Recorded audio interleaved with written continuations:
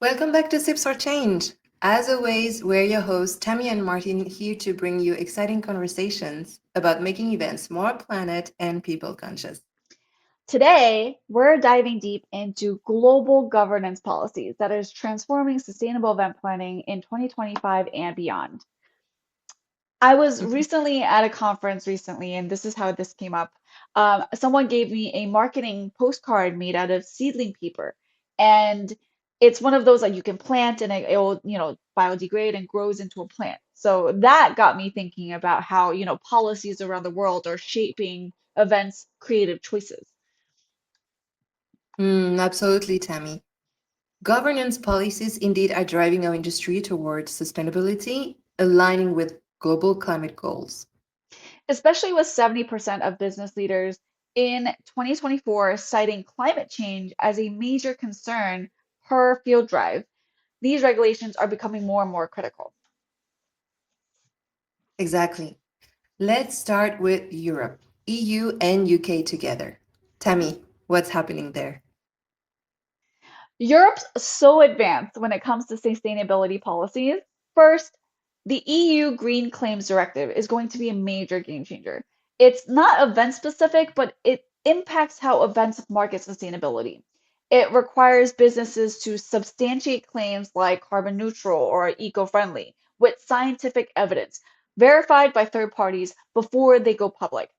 According to a 2020 EU study, 53% of green claims were vague or misleading. So, this directive, part of the EU's 2050 carbon neutrality goal, helps ensure transparency and inconvenience for consumers. What this means is that any event claiming to be a sustainable event must now adhere to stricter policies on documenting and need to back up your claims. And as we've discussed in previous carbon estimation episodes, this could get intensive. For those who need a refresher, we've included the links to those episodes below. Exactly. Planners must vet sustainable vendors to ensure compliance. You'll need to disclose efforts clearly, either on your website or your event app. This helps build trust, as 72% of attendees do prefer events with verified sustainability practices, per industry reports stating like Expo Platform. Non-compliant risks hefty penalties in this case, potentially similar to other EU consumer laws. No more slapping eco-friendly on your event just because you have a few recycled cups. That's a big push for accountability.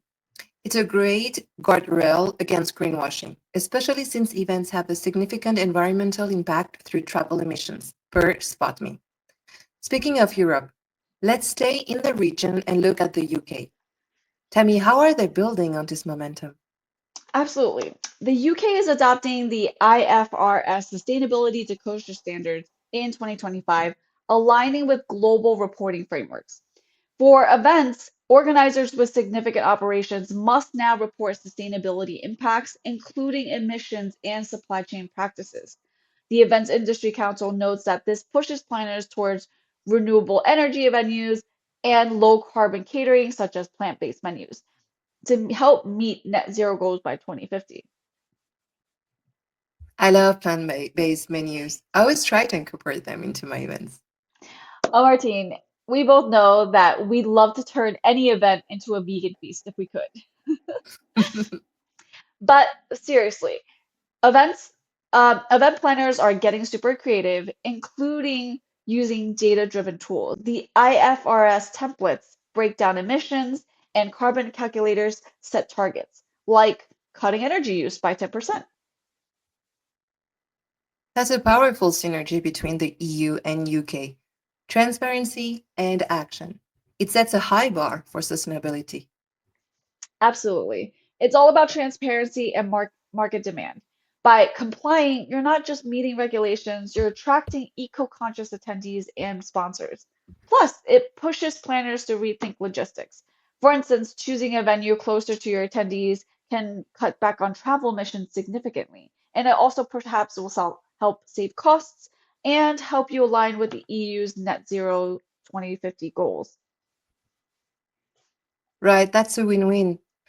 Now, let's cross the Atlantic to see how North America is tackling these challenges, especially without a federal mandate. What's happening there, Tammy? North America's approach is more city driven, with places like San Francisco, Toronto, Chicago leading the charge. Take California's climate disclosure laws, for instance.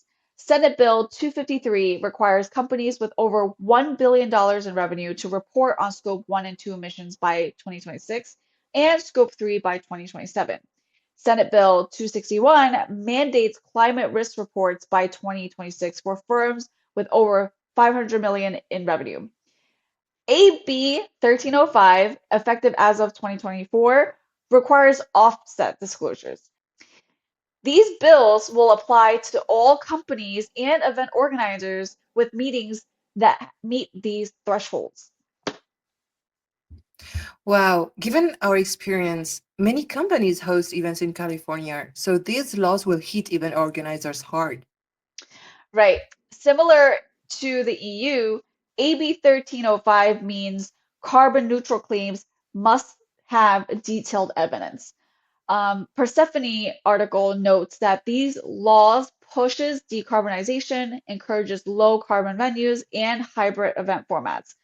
Venues like the Los Angeles Convention Center with robust recycling programs helps meet these standards. Mm, but Tammy, that's a lot to manage for busy event planners.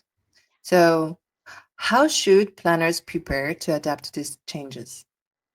You mean besides tuning into our channel? Well, yes, of course. We've got plenty of tips in our episodes, but what else can planners do?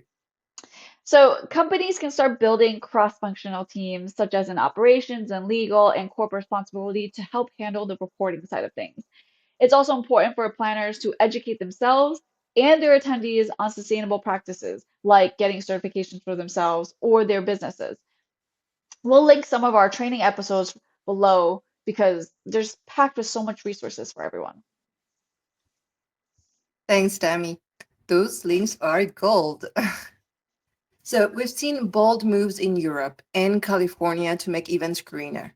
It's exciting to see this global push. Let's head now to the Asia Pacific region, specifically Singapore, a leader in eco friendly events. What's driving their efforts? Singapore launched their MICE sustainability roadmap in 2023, which mandates that the MICE industry needs to start tracking waste and carbon reductions in 2023, and that all purpose-built MICE venues have to achieve certifications like LEED or Green Mark by 2025. That's impressive. I read that venues like Marina Bay Sands ranked number one in Asia Pacific on the 2024 GDS Index. They also won the Singapore Hotel Sustainability Award and achieved high waste diversion through composting and modular booth, per industry reports. I definitely think this will help inspire planners knowing they have access to such venues to align with Singapore's net zero tourism goals and the broader SDGs. That's right. And it simplifies venue selection. Certified venues that have LEED certifications include LED lighting, smart HVAC, and recycling processes, etc. So planners can focus their attention elsewhere. The roadmap supports corporate ESG goals as well, making it easier to pitch sustainable events. I think that's every sustainable event planner's dream. It sure is mine. Oh, we know. Now, before we wrap up, let's head to Australia, a place we don't talk about enough unless it's about koalas or great coffee. So, Tammy, what policies are there? Don't forget kangaroos. We love kangaroos too. um, True. in this case, Australia included um, a climate disclosure report requirement as part of their recent amendment to their 2001 Corporations Act. Effective as of this January in 2025, organizations with over 500 million in revenue or 250 employees now have to report climate related risks and emissions under IFRS aligned standards. So, very similar to the other policies we've discussed earlier, like events hosted by qualifying companies need to report emissions. With Australia's distance from other countries, planners might lean heavily on local sourcing to cut footprints. Absolutely. A lot of their companies are hiring local or indigenous vendors like caterers in Sydney and donating surplus materials to community programs. It's about creating a legacy along with Australia's 2050 net zero target. That's meaningful. We always talk about supporting local businesses for social sustainability. Here, it's environmental too. Meanwhile, let's get a little bit more practical. What's one actionable step planners can take to get started?